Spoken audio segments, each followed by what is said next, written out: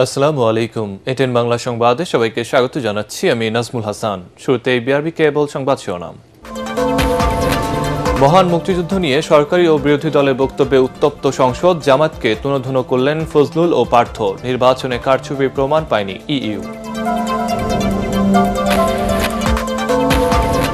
রূপপুর পারমাণবিক বিদ্যুৎ কেন্দ্রের প্রথম ইউনিটে উৎপাদন প্রক্রিয়া শুরু। পারমাণবিক বিদ্যুৎ উৎপাদনকারী তালিকায় বাংলাদেশের নতুন অগ্রযাত্রা। প্রধানমন্ত্রীর সাথে রোসাটমের মহাপরিচালকের সাক্ষাৎ। বাংলাদেশের সঙ্গে যুক্তরাষ্ট্রের বাণিজ্য চুক্তিতে কোনো গোপনীয়তা নেই, জানালেন মার্কিন রাষ্ট্রদূত। তৈরি পোশাক খাতে আগের মতোই বহাল থাকছে কোটা ফ্রি সুবিধা, ব্রিটিশ হাই কমিশনার।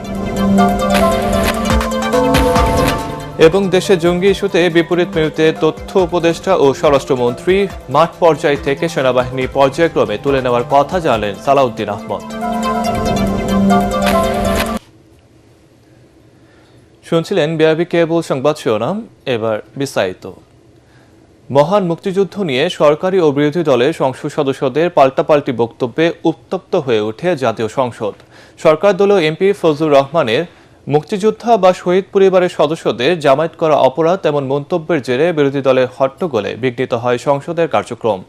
এ সময় সংসদ উত্তপ্ত হয়। এমন বক্তব্য ও আচরণ থেকে বিরত থাকতে সদস্যদের প্রতি আহ্বান জানান স্পিকার হাফিজ উদ্দিন আহমদ। এমদাদুল্লাহ বাবু রিপোর্ট। ত্রয়োদশ জাতীয় সংসদের প্রথম অধিবেশনের ২৩তম কার্যদিবসে ৭১-এর মহান মুক্তিযুদ্ধ নিয়ে বক্তব্য রাখেন কিশোরগঞ্জ ৪ আসনের এমপি ফজলুর রহমান। তিনি বলেন, মহান মুক্তিযুদ্ধের সাথে ২৪-এর গণঅভ্যুত্থানের তুলনা অন্যায়। মুক্তিযুদ্ধের সঙ্গে যখন ১ মাসের গণ আন্দোলনকে তুলনা করা হয়, তখন মুক্তিযুদ্ধকে ছোট করা হয়। বিরোধী দলের নেতা বলেন, উনাকে আমি অসম্মান করি না, সব সময় মাননীয় বলে কথা বলি, কিন্তু উনার দলের লোকজন এখানে বসে আছে, তারা আমাকে ফজা পাগলা বলে, এবং উনি জামাত ইসলাম করেন। এটা ডাবল অপরাধ। মুক্তিযোদ্ধা পরিবারের লোক কেউ জামাত করতে পারে না। এই বক্তব্যের জেরে সংসদে চরম হট্টগোল করেন বিরোধী দলের এমপিরা। শহীদ মাননীয় সদস্যবৃন্দ, ওনাকে বলতে দেন। সামান্য কারণে উত্তেজনা সৃষ্টি করা ঠিক নয়। এক পর্যায়ে এমপিদের শান্ত করতে দাঁড়িয়ে রুলিং দেন স্পিকার হাফিজ উদ্দিন আহমদ।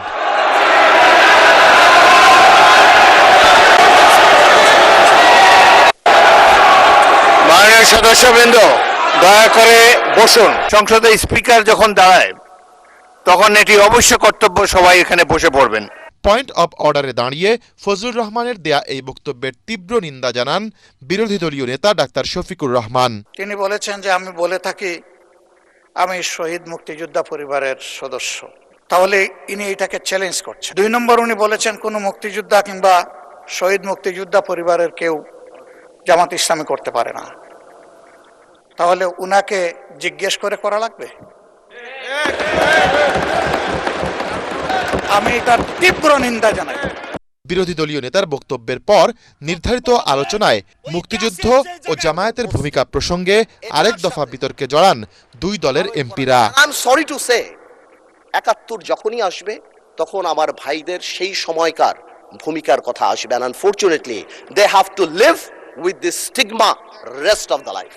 যতই কথা বলেন, ওই ইতিহাসের যে জায়গায় আপনারা নিন্দনীয় কাজ করেছেন, এটি ইতিহাসে লেখা থাকবে। চিল্লাচিল্লি করলে সেটা বন্ধ হবে না।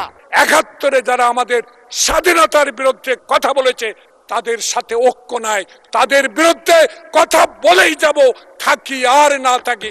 আগরতলার ষড়যন্ত্র মামলা থেকে মরহুম শেখ মুজিবের মুক্তির জন্য যে ডাইরেক্ট অ্যাকশন কমিটি হয়েছিল, সেই অ্যাকশন কমিটির সেক্রেটারি ছিলেন অধ্যাপক গোলাম আজম, এবং জামাত ইসলামী ছিল সেই জোটের একটি সংগঠন। তারা বিধর্মীকে দিয়ে কোরআন প্রতিষ্ঠা করতে চান, এটা আপনারা নিজেরা বিশ্বাস করেন। আপনারা হচ্ছেন এই দেশে মুনাফিক। বিরোধী দলে যারা আছেন, আমাদের নেতার সম্বন্ধে, পরিবার সম্বন্ধে অনেক অপপ্রচার, কুরুচিপূর্ণ আজকে যে সমস্ত চালাচালি হচ্ছে, এগুলো বন্ধ করার জন্য আপনারা পদক্ষেপ নেবেন। মির্জা ফখরুল ইসলাম আলমগীর বিবৃতি দিয়েছেন, তিনি বলেছেন জামাত ইসলামীকে নির্মূল করতে হবে। আসলে এই নির্মূলের ডাক তো আসলে গণতান্ত্রিক ডাক না। পরে স্বরাষ্ট্রমন্ত্রী সালাউদ্দিন আহমদ মুক্তিযুদ্ধ প্রসঙ্গে জাতিকে আবারও বিভক্ত না করতে সংসদে আহ্বান জানান। রাজনৈতিক দলের উল্লেখ করে কয়েকটি রাজনৈতিক দল আবার উত্তেজনা হোক সেটা চায় না, নাম নেব না, তাদের মুক্তিযোদ্ধা এবং মুক্তিযুদ্ধ এই দুই ডেফিনিশনের মধ্যে অন্তর্ভুক্ত করা হয়েছে। তারা তো সেটা স্বীকৃতি দিয়েছেন মাননীয় স্পিকার, আমরা ওখানেই থাকি। সুতরাং নতুন করে আমার মনে হয় যে মুক্তিযুদ্ধের ইতিহাসের ভিত্তিতে জাতিকে আর বিভক্ত না করি। এ সময় ফজলুর রহমান ও বিরোধী দলীয় নেতা শফিকুর রহমানের বক্তব্যে কোনো অসংসদীয় ভাষা থাকলে তা প্রত্যাহারের ঘোষণা দেন স্পিকার। জনাব ফজলুর রহমান যে বক্তব্য দিয়েছেন তার মধ্যে যদি অসংসদীয় কোনো কিছু থাকে সেটা এক্সপাঞ্জ করা হবে, এবং মাননীয় বিরোধী দলের নেতা যে বক্তব্য দিয়েছেন তার মধ্যেও যদি কোনো কিছু অসংসদীয় থাকে সেটিও এক্সপাঞ্জ করা হবে। ইমদাদুল্লাহ বাবু, ATN বাংলা, ঢাকা। অনুরোধ জানাব। ত্রয়োদশ জাতীয় সংসদ নির্বাচন নিয়ে চূড়ান্ত প্রতিবেদন দিয়েছে ইউরোপীয় ইউনিয়ন। নির্বাচনে কারচুপির কোনো প্রমাণ পায়নি ইইউ পর্যবেক্ষক দল। সংস্থাটি জানায় নির্বাচন প্রক্রিয়া বিশ্বাসযোগ্য এবং দক্ষতার সাথে পরিচালিত হয়েছে, যা গণতান্ত্রিক শাসন ও আইনের শাসন পূর্ণ প্রতিষ্ঠায় গুরুত্বপূর্ণ পদক্ষেপ। নির্বাচনের আগে পরে সারা দেশে 2 মাসব্যাপী পর্যবেক্ষণের ভিত্তিতে এই প্রতিবেদন তৈরি করা হয়। মঙ্গলবার রাজধানীর একটি হোটেলে সংবাদ সম্মেলনে প্রতিবেদনটি উপস্থাপন করে ইইউ নির্বাচন পর্যবেক্ষক মিশনের প্রধান ইভার্স ইজাবস। প্রতিবেদনে ভবিষ্যৎ নির্বাচনী প্রক্রিয়া ও গণতান্ত্রিক শাসন ব্যবস্থা শক্তিশালীতে 19টি সুপারিশ করা হয়েছে। Only part of the system. Again, I don't know any democratic election where at least some kind of part of the process wouldn't be somehow challenged. But the important thing is that there is a clear, neutral, impartial, legal procedure to deal with that. প্রধানমন্ত্রী তারেক রহমানের সঙ্গে সৌজন্য সাক্ষাৎ করেছেন রাশিয়ার পরমাণু শক্তি সংস্থা রোসাটমের মহাপরিচালক অ্যালেক্সি লিখাচেভ। সচিবালয়ে প্রধানমন্ত্রীর দপ্তরে এই বৈঠকে বাংলাদেশের জ্বালানি নিরাপত্তা এবং পারমাণবিক বিদ্যুৎ কেন্দ্রের অগ্রগতি নিয়ে আলোচনা হয়। এ সময় উপস্থিত ছিলেন পররাষ্ট্রমন্ত্রী ডক্টর খলিলুর রহমান, বিজ্ঞান ও প্রযুক্তি মন্ত্রী ফকির মাহবুব আনাম স্বপন এবং উপদেষ্টা রেহান আসিফ আসাদ। বৈঠকে ঢাকায় নিযুক্ত রুশ রাষ্ট্রদূত অংশ নেন। এ সময় দুই পক্ষেরই দ্বিপাক্ষিক সহযোগিতার জোরদারে একমত পোষণ করে। এদিকে দুপুরে তারেক রহমানের সঙ্গে সাক্ষাৎ করেন শেভরন কর্পোরেশনের একটি প্রতিনিধি দল। মন্ত্রিপরিষদ বিভাগে প্রধানমন্ত্রীর দপ্তরে এই বৈঠকে উপস্থিত ছিলেন প্রতিষ্ঠানটির ঊর্ধ্বতন কর্মকর্তা ছাড়াও জ্বালানি ও খনিজ সম্পদ মন্ত্রী এবং প্রতিমন্ত্রী।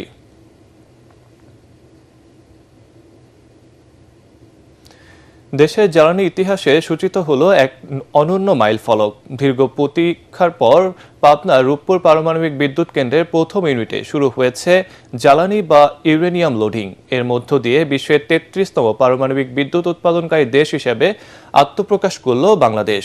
সবকিছু ঠিক থাকলে আগস্টের শুরু থেকে পরীক্ষামূলক উৎপাদনে যাবে এই বিদ্যুৎ কেন্দ্র। উদ্বোধনী অনুষ্ঠানে বিজ্ঞান ও প্রযুক্তি মন্ত্রী বলেন, 1995 সালে তৎকালীন প্রধানমন্ত্রী বেগম খালেদা জিয়া রূপপুর পারমাণবিক প্রকল্প বাস্তবায়নের নীতিগত সিদ্ধান্ত নেন। পাবনা প্রতিনিধি মোবারক বিশ্বাসের তথ্যচিত্রে আরো জানাচ্ছেন আসিফুর রহমান সাগর। পাবনার ঈশ্বরদীতে পদ্মার তীর ঘেঁষে দাঁড়িয়ে থাকা দেশের সবচাইতে ব্যয়বহুল আর স্বপ্নের প্রকল্প রূপপুর পারমাণবিক বিদ্যুৎ কেন্দ্র। এই প্রকল্পে রিঅ্যাক্টরে পারমাণবিক জ্বালানি বা ইউরেনিয়াম দেওয়ার মধ্য দিয়ে শুরু হলো প্রথম ইউনিটের বিদ্যুৎ উৎপাদনের মূল পর্বের কাজ। এর মাধ্যমে বিশ্বের বুকে শান্তিপূর্ণ পারমাণবিক প্রযুক্তি ব্যবহারকারী দেশগুলোর অভিজাত ক্লাবে নিজেদের নাম লেখালো বাংলাদেশ। বাটন চেপে এই ঐতিহাসিক স্বপ্নযাত্রার আনুষ্ঠানিক উদ্বোধন করেন বিজ্ঞান ও প্রযুক্তি মন্ত্রী ফকির মাহবুব আনাম ও রাশিয়ার রাষ্ট্রীয় পারমাণবিক সংস্থা রোসাটমের মহাপরিচালক অ্যালেক্সি লিখাচেভ। উপস্থিত ছিলেন প্রধানমন্ত্রী বিজ্ঞান ও প্রযুক্তি উপদেষ্টা রেহান আসিফ আজাদ, আন্তর্জাতিক পারমাণবিক শক্তি সংস্থার প্রতিনিধি রাফায়েল গ্রসি, বিজ্ঞান ও প্রযুক্তি সচিব মোহাম্মদ আনোয়ার হোসেন সহ অন্যান্যরা। একে জ্বালানি খাতের অগ্রগতিতে ঐতিহাসিক মুহূর্ত উল্লেখ করে বিজ্ঞান ও প্রযুক্তিমন্ত্রী বলেন, 1995 সালে তৎকালীন প্রধানমন্ত্রী বেগম খালেদা জিয়ার সভাপতিত্বে এ প্রকল্প বাস্তবায়নের সিদ্ধান্ত নেওয়া হয়। বহু বছরের পরিকল্পনা, গবেষণা, দক্ষতা উন্নয়ন এবং আন্তর্জাতিক সহযোগিতার সফল পরিণতি আমরা প্রত্যক্ষ করছি আজকে। প্রধানমন্ত্রী বিজ্ঞান ও প্রযুক্তি উপদেষ্টা রেহান আসিফ আজাদ প্রকল্প সংশ্লিষ্ট সবাইকে প্রধানমন্ত্রী তারেক রহমানের শুভেচ্ছা জানিয়ে বলেন, দেশের ইতিহাসে এই পদক্ষেপ প্রযুক্তিগত উত্তরণের পথে অনন্য অর্জন। এই প্রকল্পের মাধ্যমে আমরা কেবল বিদ্যুৎ উৎপাদনের নতুন দিগন্তে প্রবেশ করছি না, বরং একটি জ্ঞান ভিত্তিক, প্রযুক্তি নির্ভর, আত্মনির্ভরশীল বাংলাদেশ গঠনের দিকে এগিয়ে যাচ্ছি। রোসাটমের মহাপরিচালক বলেন, এই বিদ্যুৎ কেন্দ্র আগামী 100 বছর ধরে পরিবেশ বান্ধব বিদ্যুৎ উৎপাদন করবে। 2017 সালের নভেম্বর মাসে শুরু হয় এই পারমাণবিক বিদ্যুৎ কেন্দ্রের নির্মাণ কাজ। এবছরের 16 এপ্রিল বাংলাদেশ পরমাণু শক্তি নিয়ন্ত্রণ কর্তৃপক্ষ বাইরো প্রথম ইউনিটের জন্য কমিশনিং লাইসেন্স দেয়। রূপপুর পারমাণবিক কর্তৃপক্ষ জানিয়েছে, জ্বালানি লোড করা মানেই তাৎক্ষণিক উৎপাদন নয়, এটি একটি দীর্ঘ কারিগরি প্রক্রিয়ার শুরু। আগামী 30 দিন ধরে চলবে 163টি অ্যাসেম্বলি স্থাপনের কাজ। এরপর ধাপে ধাপে বাড়ানো হবে উৎপাদন সক্ষমতা। 2400 মেগাওয়াট সক্ষমতার এই বিশাল কেন্দ্রটি চালু হলে শিল্প কৃষিতে আসবে নতুন গতি। আসিফুর রহমান সাগর, এটিএন বাংলা। বাংলাদেশের সঙ্গে যুক্তরাষ্ট্রের বাণিজ্য চুক্তিতে কোনো গোপনীয় কিছু নেই বলে জানিয়েছেন ঢাকায় নিযুক্ত মার্কিন রাষ্ট্রদূত বেইন টি ক্রিসেনসেন। রাজধানীতে এক অনুষ্ঠানে তিনি বলেন, এই চুক্তির ফলে দুই দেশের বাণিজ্যিক সম্পর্ক অনন্য উচ্চতায় পৌঁছেছে। এদিকে রাজধানীতে আরেক অনুষ্ঠানে ব্রিটিশ হাইকমিশনার সারা কুক বলেছেন, ব্রিটেনের বাজারে বাংলাদেশের তৈরি পোশাকের জন্য কোটা ফ্রি সুবিধা আগের মতোই বহাল থাকবে। এমদাদুল্লাহ বাবুর আরেকটি রিপোর্ট।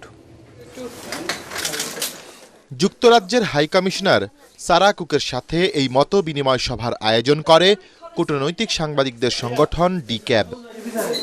এতে বাংলাদেশ ও যুক্তরাষ্ট্রের দ্বিপাক্ষিক সম্পর্ক, ব্যবসা ও বিনিয়োগ সহ নানা বিষয়ে আলোচনা করেন সারা কুক। তিনি বলেন, বাংলাদেশের সাথে দ্বিপাক্ষিক সহযোগিতা বাড়াতে ব্রিটেন সব সময় আগ্রহী। বাংলাদেশ থেকে পাচার হওয়া অর্থ ফেরাতে যুক্তরাজ্য সহযোগিতা করবে বলেও আশ্বাস দেন এই কূটনীতিক। প্রতিশ্রুতি দেন অব্যাহত থাকবে প্রতিরক্ষা ও নিরাপত্তা খাতে প্রশিক্ষণ সহ বহুমুখী সহায়তা। Bangladesh currently benefits from duty-free access to the UK market on 99.8% of product lines. Following graduation, there will be a 3-year transition period, after which 92% of product lines, including ready-made garments, will remain duty-free and have duty-free access to the UK market. এদিকে American chamber of commerce আয়োজিত যুক্তরাষ্ট্র ও বাংলাদেশ অর্থনৈতিক অংশীদারিত্বের অগ্রগতি শীর্ষক অনুষ্ঠানে ঢাকায় নিযুক্ত মার্কিন রাষ্ট্রদূত বলেন, দুই দেশের ব্যবসা এখন আগের চেয়ে অনেক সমৃদ্ধ। ব্যবসা সংক্রান্ত রেসিপ্রোকাল চুক্তিটির ফলে বাংলাদেশি পণ্যের ওপর যুক্তরাষ্ট্রের শুল্ক 35% থেকে কমে 19% নেমে এসেছে। তার মতে, কৃষিপণ্য, গম, সয়াবিন, তুলা, ভুট্টা এবং জ্বালানি খাতে বড় ধরনের সহযোগিতা করবে চুক্তিটি। The ARC also commits Bangladesh to $15 billion in energy purchases over the next 15 years. Given the role of the United States as one of the largest and most reliable suppliers of energy in the world, this seems like a commitment that will easily be surpassed by market forces alone, while improving availability of energy across Bangladesh. বাংলাদেশে ব্যবসার পরিবেশ কঠিন মন্তব্য করে এটি সংস্কারের তাগিদ দেন ব্রেন্ট Christensen. Imdadullah বাবু, ATN Bangla, Dhaka.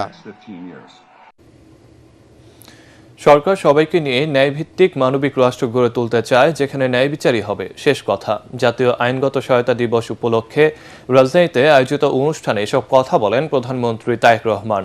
ফ্যাসিবাদী শাসনের অবসান শেষে জনগণ গণতন্ত্রের পথে হাঁটতে শুরু করেছে জানিয়ে তিনি বলেন, গণতন্ত্রকে সুসংহত করতে আইনের শাসন ও ন্যায় বিচার প্রতিষ্ঠার বিকল্প নেই। প্রধানমন্ত্রী বলেন, অসহায় দরিদ্র মানুষের অর্থের অভাবে ন্যায় বিচার থেকে বঞ্চিত হবে না, তা নিশ্চিত করাই সরকারের লক্ষ্য। বিস্তারিত জানাচ্ছেন মইনুল আহসান। জাতীয় আইনগত সহায়তা দিবস উপলক্ষে আয়োজিত অনুষ্ঠানে যোগ দেন প্রধানমন্ত্রী তারেক রহমান। অনুষ্ঠানে জুলাই গণঅভ্যুত্থানে আহত শহীদ পরিবারের সদস্য, শেখ হাসিনার স্বৈরশাসন বিরোধী আন্দোলনে গুম, নির্যাতনের শিকার এবং আদালতে ন্যায় বিচার চাইতে গিয়ে ভোগান্তির শিকার বেশ কয়েকজন ব্যক্তি বক্তব্য রাখেন।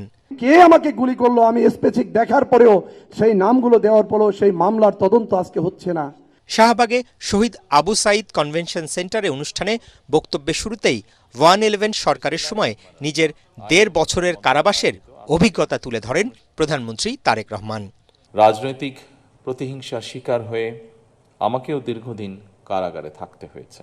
তখন আমি নিজে কারাগারে এমন অনেককে দেখেছি যারা আর্থিকভাবে অসচ্ছল হওয়ার কারণে বছরের পর বছর ধরে বিনা বিচারে কারাগারে থাকতে বাধ্য হচ্ছেন বা হয়েছেন। একজন মানুষ অর্থের অভাবে ন্যায় বিচার থেকে বঞ্চিত হওয়া একটি গণতান্ত্রিক রাষ্ট্রের কাম্য নয়। অবশ্যই প্রধানমন্ত্রী বলেন, জুলাই গণঅভ্যুত্থানে ফ্যাসিবাদের অবসান হয়েছে।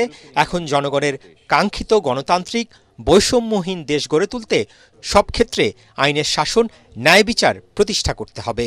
আমরা বিশ্বাস করি যে রাষ্ট্রে আইনের শাসন, ন্যায় বিচার এবং মানবাধিকার নেই, সেই দেশ কখনোই একটি গণতান্ত্রিক মানবিক রাষ্ট্র হতে পারে না বা হয়ে উঠতে পারে না। দীর্ঘ ১.৫ দশকেরও ফ্যাসিবাদী শাসনের অবসানের পর বাংলাদেশের জনগণ পুনরায় গণতন্ত্রের পথে হাঁটতে শুরু করেছে। এই গণতান্ত্রিক যাত্রা সুসংহত করতে রাষ্ট্রে ন্যায়ের শাসন প্রতিষ্ঠার বিকল্প নেই, আর এই ন্যায় বিচার সবার জন্যই প্রযোজ্য। আদালতের বাইরে বিরোধ নিষ্পত্তি সহ অসহায় দরিদ্র মানুষের ন্যায় বিচার পাওয়ার অধিকার নিশ্চিত করতে সরকারের নেয়া নানা উদ্যোগের কথা তুলে ধরেন প্রধানমন্ত্রী। ন্যায় বিচার কখনোই কেবল আদালত কেন্দ্রিক নয়, কোনো প্রক্রিয়া নয়, এটি একটি জীবন্ত মূল্যবোধ যা রাষ্ট্রের প্রতিটি নীতি, প্রতিটি সিদ্ধান্ত এবং প্রতিটি প্রতিষ্ঠানের কার্যক্রমে অবশ্যই প্রতিফলিত হওয়া প্রয়োজন।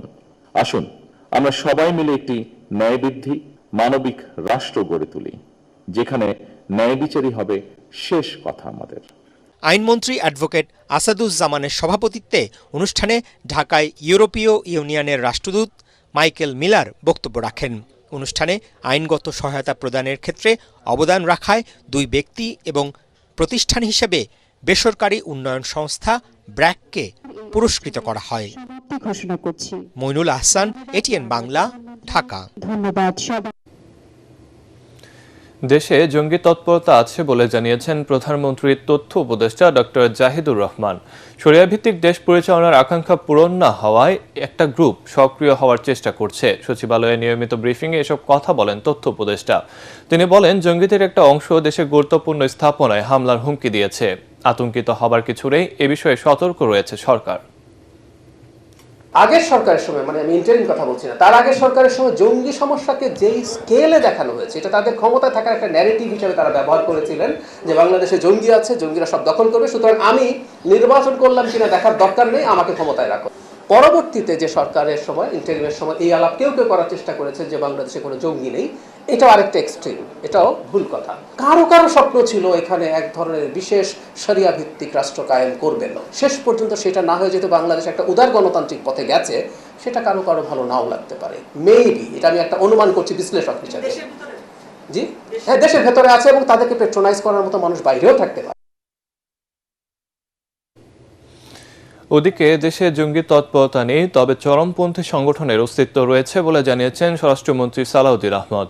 সম্প্রতি সুন্দরবনে ডাকাতদের উপদ্রব বেড়েছে বলেও জানান তিনি। কোস্টগার্ডের 31তম প্রতিষ্ঠাবার্ষিকীর অনুষ্ঠানে তিনি এসব কথা বলেন। আইন শৃঙ্খলা নিয়ন্ত্রণে বিদ্যমান আইন অনুযায়ী মাঠে রয়েছে সেনাবাহিনী, পর্যায়ক্রমে তাদের তুলে নেওয়া হবে বলেও জানান স্বরাষ্ট্রমন্ত্রী। আমাদের দেশে এরকম কোনো তৎপরতা নেই। আগে সেই শব্দটা উচ্চারিত হতো ফ্যাসিবাদী আমলের সময়। তারা নিজস্ব রাজনৈতিক ফায়দা হাসিলের জন্য এগুলোকে হাতিয়ার হিসাবে তারা ব্যবহার করত। দেশে বিভিন্ন জায়গায় কালবৈশাখী ঝড়ের সাথে মুষলধারে বৃষ্টি হয়েছে। চট্টগ্রামে বৃষ্টিতে সড়কে জলাবদ্ধতায় নগর জুড়ে চরম ভোগান্তির সৃষ্টি হয়। খাগড়াছড়িতেও গাছ উপড়ে বন্ধ হয়ে যায় যান চলাচল। বৃষ্টিতে ময়মনসিংহে তলিয়ে গেছে ধানের ক্ষেত। এদিকে সারা দেশে আগামী 2 দিন কালবৈশাখীর ঝড় এবং 4 দিন ভারী থেকে অতি ভারী বৃষ্টিপাতের সতর্কবার্তা দিয়েছে আবহাওয়া অধিদপ্তর। এছাড়া 4 সমুদ্র বন্দরে 3 নম্বর সতর্ক সংকেত দেখাতে বলা হয়েছে। সতর্ক করা হয়েছে নদী বন্দরগুলোকেও। আমাদের জেলা প্রতিনিধিদের পাঠানো তথ্য ছবিতে হুমায়ুন চিস্তির রিপোর্ট। চট্টগ্রামে সকাল থেকে শুরু হওয়া গুড়ি বৃষ্টিতে নগরের বেশ কিছু এলাকা হাঁটুপানিতে তলিয়ে যায়। মাত্র 2 ঘন্টার বৃষ্টিতে ডুবে যায় শহরের নিচু এলাকা। সড়কে জলাবদ্ধতায় দেখা দেয় তীব্র যানজট। চরম ভোগান্তিতে পড়েন শিক্ষার্থী, চাকরিজীবী ও শ্রমজীবী মানুষ। খাগড়াছড়ির মাটিরাঙ্গা ও গুইমারা উপজেলায় কালবৈশাখী ঝড়ে ব্যাপক ক্ষতি হয়েছে। বিদ্যুতের খুঁটি ভেঙে পড়ায় এই 2 উপজেলায় বিদ্যুৎ সরবরাহ বন্ধ হয়ে যায়। অনেক কেন্দ্রে মোমবাতি জ্বালিয়ে এসএসসি পরীক্ষা নেওয়া হয়। ঝড়ে খাগড়াছড়ি চট্টগ্রাম মহাসড়কে অসংখ্য গাছ উপড়ে বন্ধ হয়ে যায় খাগড়াছড়ির সাথে ঢাকা ও চট্টগ্রামের সড়ক যোগাযোগ।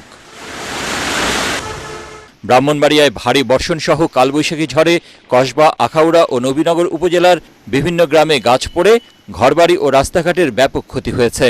ভারী বর্ষণে শহরের অধিকাংশ রাস্তাঘাট তলিয়ে যায়। কিছু কেন্দ্রে নির্ধারিত সময়ের পর শুরু হয় এসএসসি পরীক্ষা। ময়মনসিংহে টানা বৃষ্টিতে শহরে তৈরি হয় জলাবদ্ধতা। কয়েকদিনের বৃষ্টিতে বিপাকে পড়েছেন বোরো ধান চাষিরা। আবহাওয়া অফিস বলছে, আগামী 2 দিন সারা দেশের বিভিন্ন স্থানে ঘন্টায় 60 থেকে 80 কিলোমিটার বেগে কালবৈশাখী ঝড় হতে পারে। আর আগামী 4 দিন হতে পারে ভারী থেকে অতি ভারী বৃষ্টি। বৃষ্টি অব্যাহত থাকলে চট্টগ্রাম ও সিলেট বিভাগের পাহাড়ি এলাকায় আশঙ্কা রয়েছে ভূমিধসের। 8টা ডিভিশনে আমাদের পরবর্তী 48 ঘন্টার জন্য কালবৈশাখী ঝড় হতে পারে। কালবৈশাখী ঝড়ের কারণে কোথাও কোথাও ভারী বর্ষণ থেকে অতি ভারী বর্ষণও হতে পারে। সেটা 8টা ডিভিশনের জন্য আমরা যদি দিই, ভারী বর্ষণের জন্য 96 ঘন্টা, আর কালবৈশাখী ঝড়ের জন্য আমরা দিচ্ছি 48 ঘন্টা। আর ভারী বর্ষণ যদি কয়েকদিন টানা হয়, 1 থেকে 2 দিন হলেই ওই জায়গায় পাহাড়ি মাটিগুলো একটা ভাঙ্গুর, অনেক সময় আমাদের ভূমিধস বা ল্যান্ডস্লাইড হতে পারে। এদিকে উত্তর বঙ্গোপসাগর ও আশপাশের এলাকায় বায়ুচাপের বেশি তারতম্যে তৈরি হচ্ছে তীব্র বাতাস। সেজন্য 4টি সমুদ্র বন্দরে 3 নম্বর সতর্ক সংকেত দেখাতে বলেছে আবহাওয়া অধিদপ্তর। সতর্ক বার্তা রয়েছে নদী বন্দরগুলোর জন্য। কক্সবাজার, চট্টগ্রাম, মংলা এবং পায়রা 4টা সমুদ্র বন্দরকে আমরা 3 নম্বর স্থানীয় সতর্ক সংকেত দেখিয়ে যেতে বলেছি। তো সেটা হয়তো বা আগামী 4 থেকে 5 দিন মিনিমাম অব্যাহত থাকতে পারে। আর একটা হলো নদী বন্দরের জন্য সতর্কবাণী। নদী বন্দরটা ধরেন 6 ঘন্টার জন্য বলবৎ থাকে।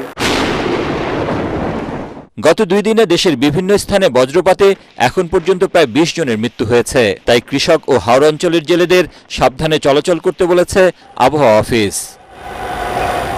হুমায়ুন চিস্তি, এটিএন বাংলা। এবার ইরান আমেরিকা যুদ্ধ প্রসঙ্গ।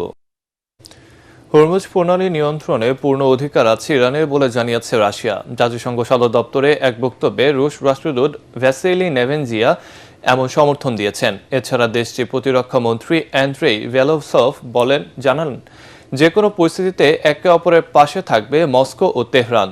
এদিকে পারমাণবিক অস্ত্র বিস্তার রোধ চুক্তি এপিটির পর্যালোচনা সম্মেলনে ইরানকে সহসভাপতি নির্বাচিত করায় একে উপহাস বলে বর্ণনা করেছে ওয়াশিংটন। অন্যদিকে ইরান যুক্তরাষ্ট্রকে গুরুত্বপূর্ণ হরমুজ প্রণালী খুলে দিতে অনুরোধ জানাচ্ছে বলে দাবি করেছেন মার্কিন প্রেসিডেন্ট ডোনাল্ড ট্রাম্প। এবার আন্তর্জাতিক সংবাদ।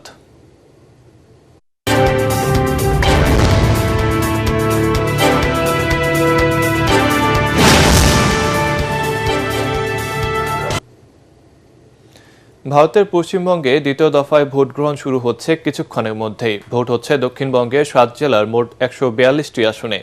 স্থানীয় সময় সকাল 7টা থেকে শুরু হওয়া এই ভোট চলবে সন্ধ্যা 7টা পর্যন্ত।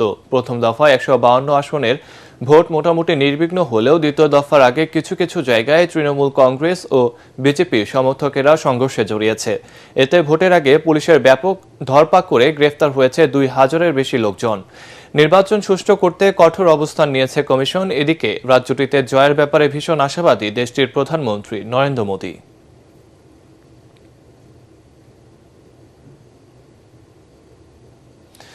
জ্বালানি তেল রপ্তানিকারক দেশগুলোর জোট ওপেক এবং ওপেক প্লাস থেকে সরে আসার ঘোষণা দিয়েছে সংযুক্ত আরব আমিরাত। দেশটির রাষ্ট্রীয় টিভিতে এক বিবৃতিতে বলা হয়, আসছে 1 মে থেকে এই সিদ্ধান্ত কার্যকর হবে। আমিরাতের জ্বালানি খাতে বিনিয়োগ বৃদ্ধি এবং অর্থনৈতিক অগ্রযাত্রায় দীর্ঘমেয়াদে এই পরিকল্পনা সুদূর প্রসারী ইতিবাচক প্রভাব ফেলবে বলে জানানো হয় ওই বিবৃতিতে। 1960 সালে সৌদি আরব, ইরান, ইরাক, ভেনেজুয়েলা এবং কুয়েতের সমন্বয়ে গঠিত হয় ওপেক। এর 7 বছর পর সংযুক্ত আরব আমিরাত জোটে অন্তর্ভুক্ত হয়।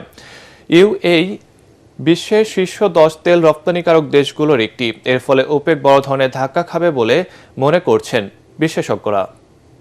এবার খেলার খবর।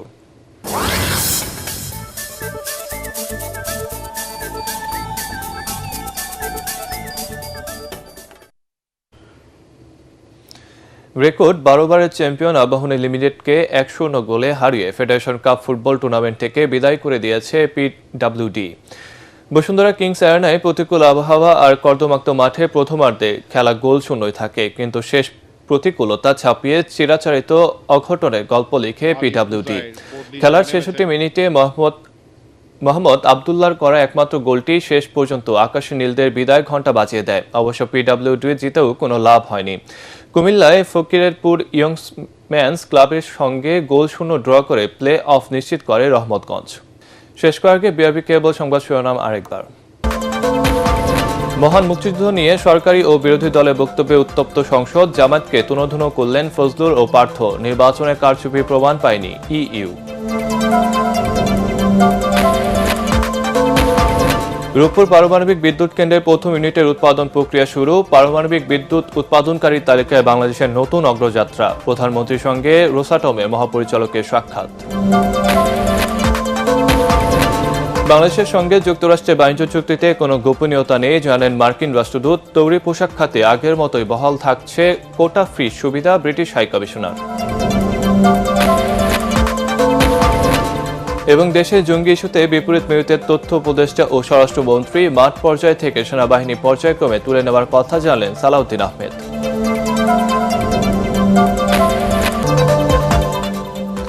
দর্শক, পরবর্তী সংবাদ দেখার আমন্ত্রণ জানিয়ে হুকার মতো শেষ করছি। এটেন বাংলা সংবাদ ইউটিউবে দেখতে ব্রাউজ করুন youtube/ATN বাংলা নিউজ।